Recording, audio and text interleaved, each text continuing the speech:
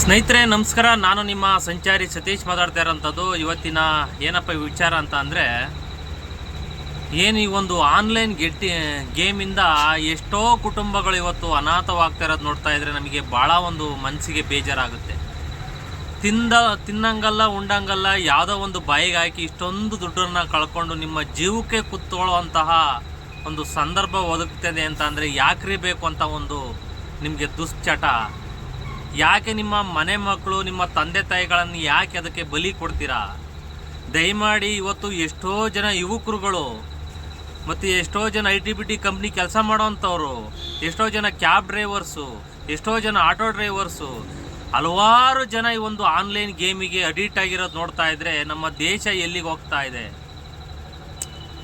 ಇವತ್ತು ಇವರು ಆತ್ಮಹತ್ಯೆಗಳನ್ನು ಮಾಡ್ಕೊಳ್ಳೋಂಥ ಟೈಮಲ್ಲೆಲ್ಲ ನೋಡಿದಾಗ ನಮಗೆ ಭಾಳ ಒಂದು ಮನಸ್ಸಿಗೆ ಬೇಜಾರಾಗುತ್ತೆ. ಯಾಕೆ ಒಂದು ಈ ರೀತಿಯಾಗಿ ಜನಗಳು ಸಾಯ್ತಾ ಇದ್ದಾರೆ?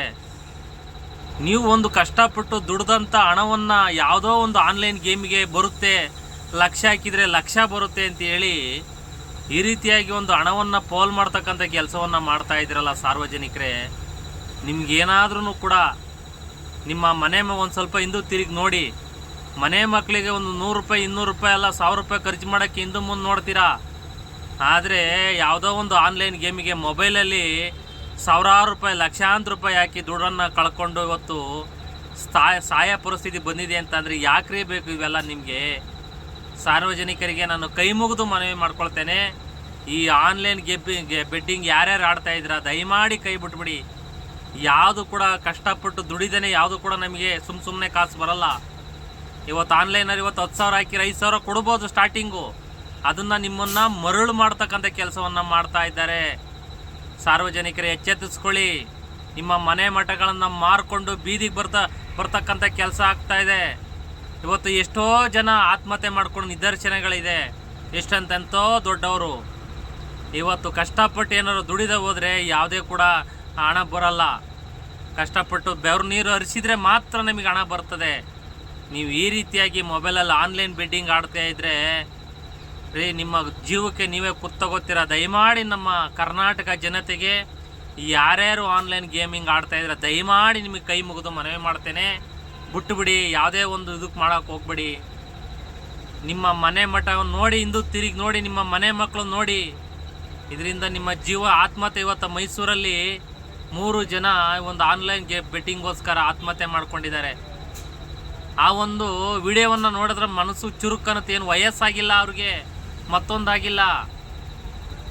ಒಂದು ಏನು ಆನ್ಲೈನ್ ಬೆಟ್ಟಿಂಗೋಸ್ಕರ ಸಾಲ ಪಕ್ಕದ ಮನೆಯವ್ರ ಹತ್ರ ಇಸ್ಕೊಂಡಿರೋದು, ಫ್ರೆಂಡ್ಸ್ ಹತ್ರ ಇಸ್ಕೊಂಡಿರೋದು, ಊರಿನವ್ರ ಹತ್ರ ಇಸ್ಕೊಂಡಿರೋದು, ಮಾನಕ್ಕೆ ಎದ್ರಿ ಈ ಒಂದು ಆತ್ಮಹತ್ಯೆ ಮಾಡ್ಕೊಂಡಿರೋದು ನೋಡ್ಬಿಟ್ರೆ ನಮಗೆ ಭಾಳ ಒಂದು ಮನಸ್ಸಿಗೆ ಬೇಜಾರಾಗ್ತದೆ. ನಿಜವಾಗ್ಲೂ ಕೂಡ ಕರ್ನಾಟಕ ಜನತೆಯಲ್ಲಿ ನಾನು ಮನವಿ ಮಾಡ್ಕೊಳ್ಳೋದೇನಪ್ಪ ಅಂದರೆ, ಈ ಆನ್ಲೈನ್ ಬೆಟ್ಟಿಂಗನ್ನು ಆಡೋಕ್ಕೆ ಹೋಗ್ಬೇಡಿ.